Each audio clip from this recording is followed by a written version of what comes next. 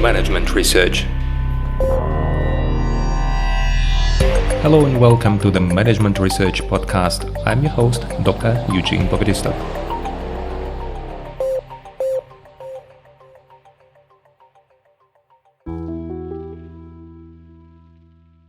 Hello and welcome to the next episode in our mini-series on motivation. And today we continue talking about the Herzberg two-factor or hygiene theory of motivation.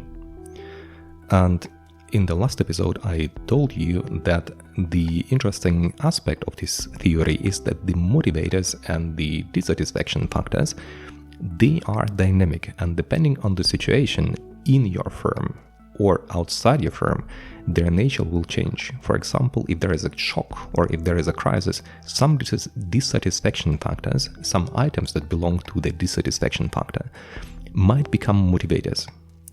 And once I received an interesting request to make a presentation about the crisis in Ukraine, the warfare that started in Ukraine. It was immediately after the warfare, let's say the first months, and they wanted to know how they have to deal with the immigrants who come from Ukraine, who flee from the war. And I thought that I need to address it using one of the established theories, that these people who come from one of these non-profit organizations in Tyrol, who are what they are familiar with. And I took two theories, and today we're going to talk about one of them, the Herzberg theory of motivation, and the second one will be a part of our next episode. So, if we think about what happened in Ukraine, that first of all, we had a hygiene shock. People didn't know where they had to go, what they have to do, what is going to happen with the war, how long the war will take, how far the Russian troops will move on in Ukraine.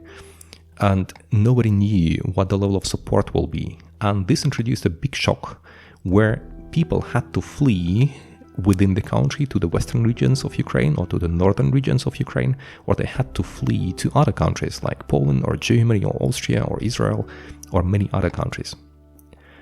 And if you remember in the last episode, I told you that during the shock, some dissatisfaction factors, they become the motivators. And when these people, when the immigrants from Ukraine arrived in Europe, the organizations, they wanted to help, they wanted to offer them something.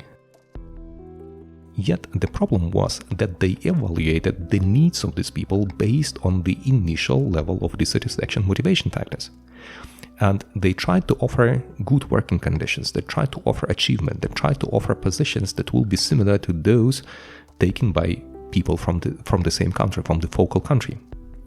And I remember when the scientists applied at our university, those who managed to flee from Ukraine in the first months of war, we tried to offer them something what we usually offer to other research assistants, researchers, or professors from all over the world. But it seems that people needed something completely different.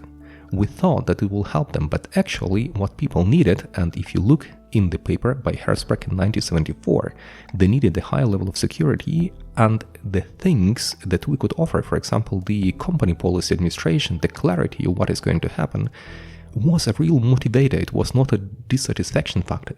It became a motivator, and actually people needed to know more about dissatisfaction because it became the motivation.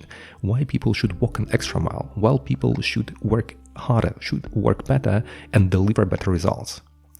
And if I understand correctly, at least my observation shows that all countries all over the world, they misunderstood what happened, and when they offered positions, especially in Poland, in Austria, in Germany, they tried to continue with what they offered to German, Austrian or Polish employees in order to make them satisfied and motivated.